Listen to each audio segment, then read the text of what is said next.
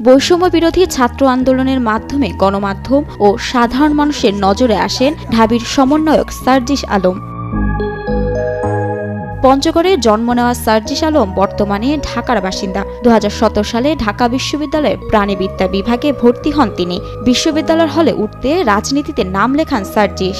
2019 সালের ডাকসু নির্বাচনেও ছিল তার অংশগ্রহণ, তবে দলের সাথে মতাদর্শ না মেলায় 2022 সালে ছাত্র রাজনীতি থেকে সরে আসেন বলে দাবি করেন তিনি। ঢাকা বিশ্ববিদ্যালয়ের ডিবেটিং সোসাইটির একজন বিতার্কিক হিসেবেও বিশেষ সুনাম ও খ্যাতি রয়েছে সার্জিস আলমের।